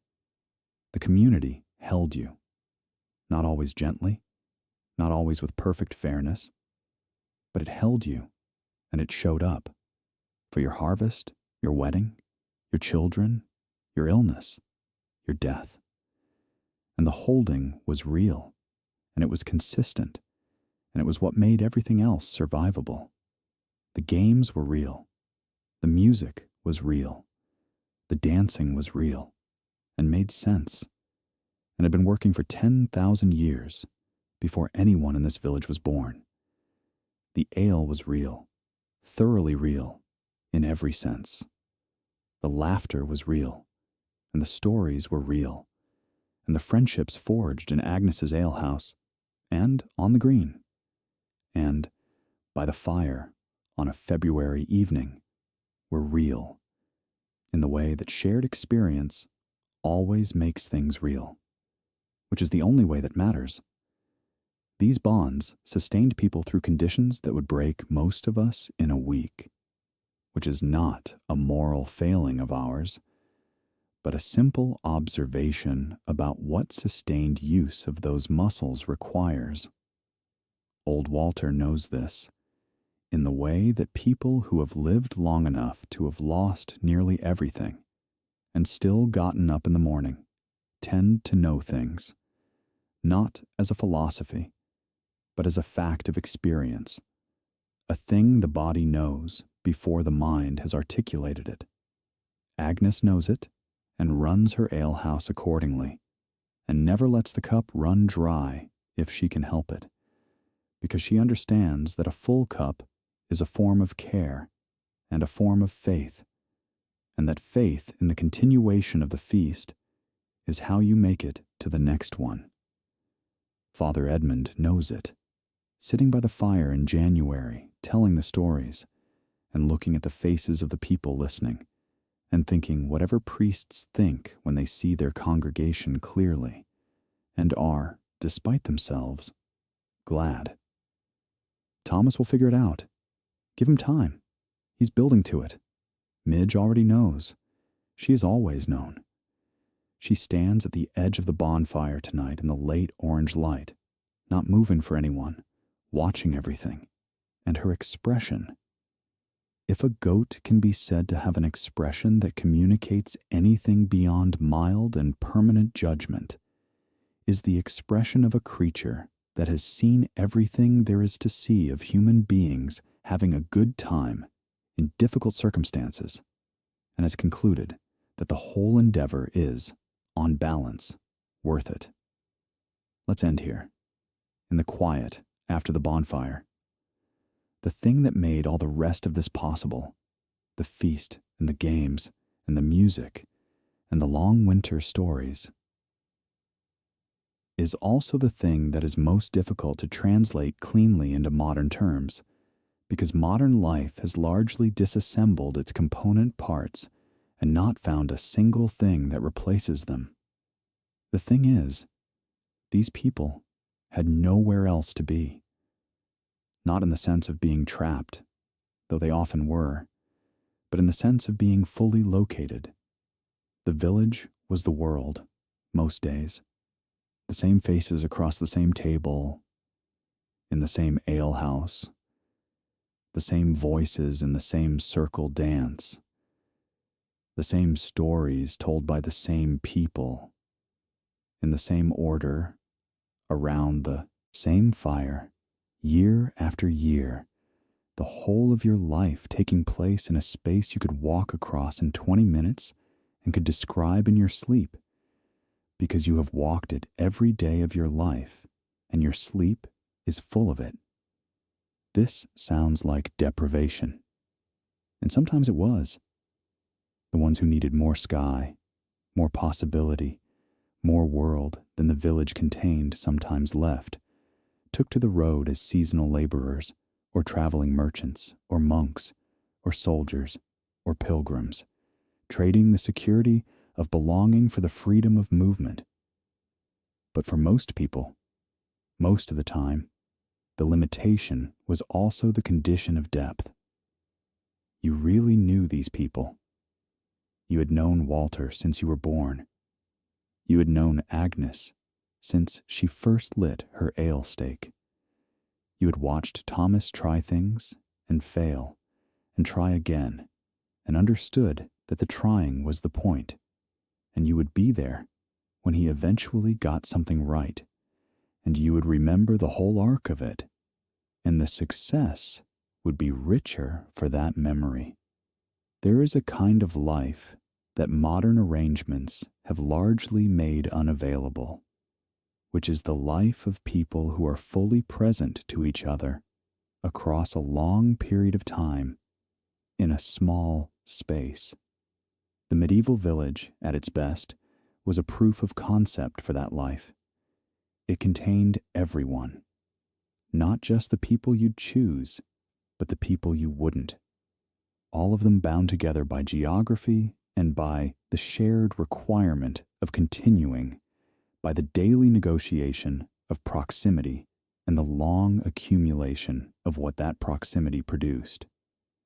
Something was made in that binding that is not easily named, but is immediately recognized when you encounter a version of it, which is the feeling of being located, of being in the right place, among the right people, in the only moment there is. On the green tonight, the bonfire settles. The last of the music stopped an hour ago. The dancers went home in twos and threes, the conversations trailing off into the dark, the cups returned, and the tables cleared. Old Walter sat until nearly the end, longer than he should have by the evidence of his knees, and then went home steadily, because he always goes home steadily, because there is dignity in that. Father Edmund left with his dignity intact, and a cup that was, by the end, not his first. Thomas walked Margaret home, which took longer than the direct route would have required, and Agnes, watching from her door, noted this without comment, and considered it an adequate conclusion to a complicated day. Midge is in the garden, quietly, not planning anything as far as anyone can tell, which is new and slightly suspicious. The green is empty now. The embers glow. The night holds everything it always holds. The same stars, the same darkness, the same ground that will need working again tomorrow, the same village that will wake up tomorrow and be exactly what it always is. But tonight, it was a feast day. Tonight, people danced in a circle and told stories and threw things at a person playing the devil and ate better than usual and sat in Agnes's alehouse longer than they strictly needed to and built something communal and temporary and real. And that, in the end, is all the fun ever was. It was never more than that. It was never less than that. It was always exactly that. People finding each other in difficult circumstances and deciding that the difficulty was not the whole story, that the day was worth celebrating, that the circle was worth joining. It always is. So here you are, still breathing, still warm, the smell of wood smoke fading now to something softer at the edges of your memory, the sound of the badly tuned pipe gone quiet, and all the things you've seen today settling into the particular quality of experience that feels less like history and more like a visit you actually took. You survived it. Not just survived. You participated. You walked the green with the mud and the sunshine and the chaos of Midge's repeated escapes from a garden she never agreed to. You drank the ale, which was warm and mysterious and better than it had any right to be. You watched Thomas fail at dice with his particular brand of philosophical losing, and you watched him, eventually, finally, cross the green to talk to Margaret, who laughed for real, and that was enough, and that mattered. You listened to old Walter tell the story about the football in the well. The story that was never about the football, and understood, perhaps more than he could have explained, what the story was actually about.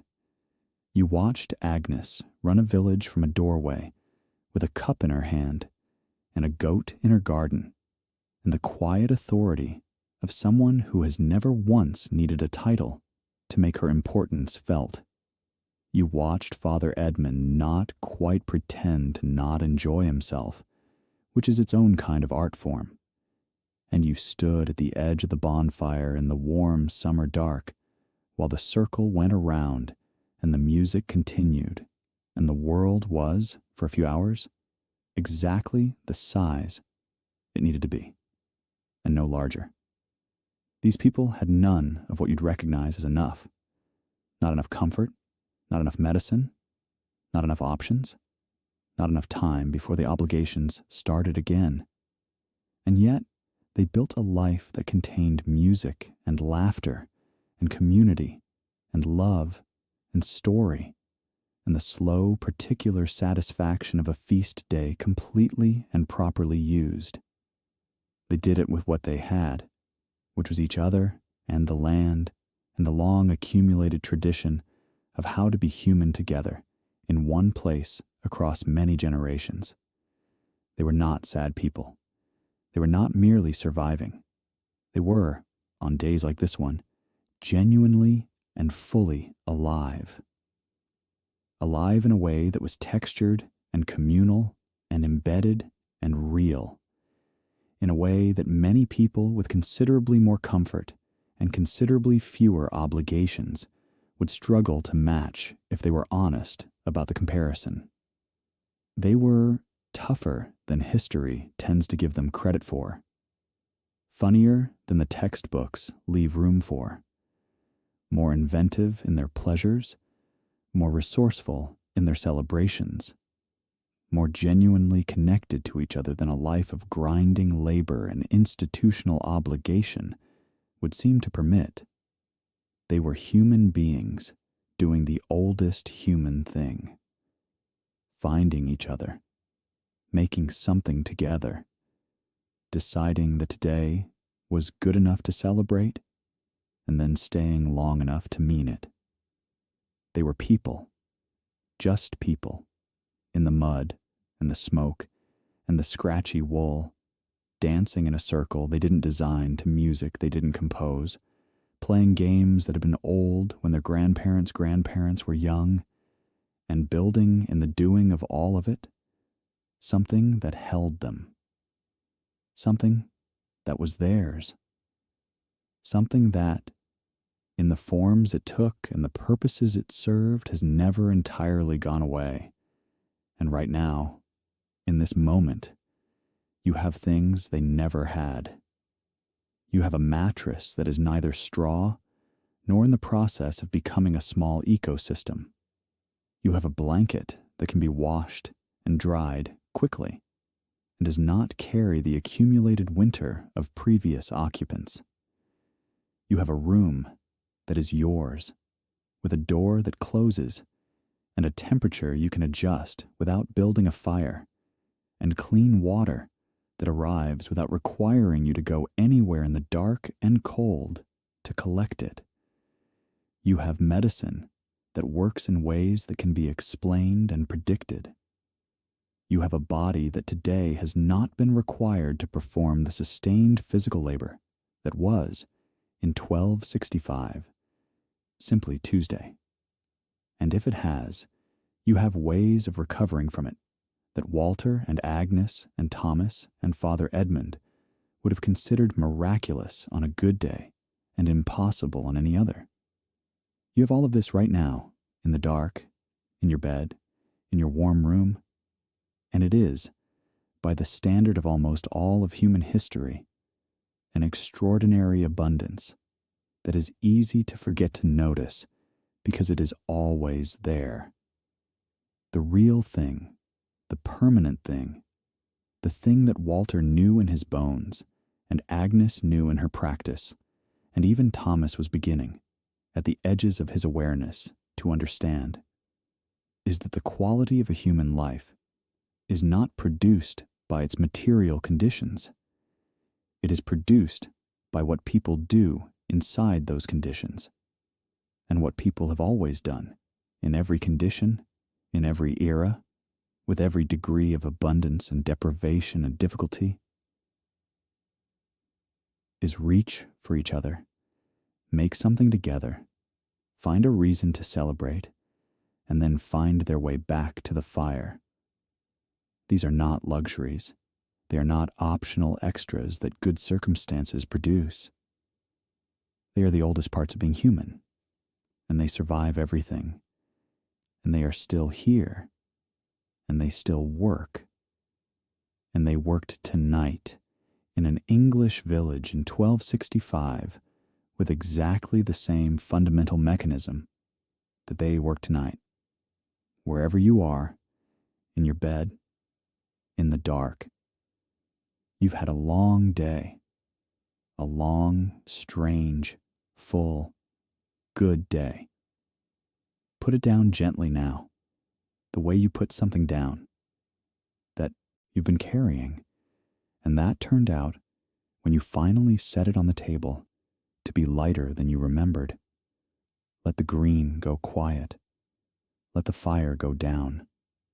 Close your eyes. The bonfire is embers now. The music has been over for a while. The last cups are cleared. Somewhere in the garden, Midge is still. The village is at rest, and the feast day is done. And it was good. Genuinely, simply, completely good, in the way that a day where people choose each other and make something and decide that the difficulties are not. The whole story is always good.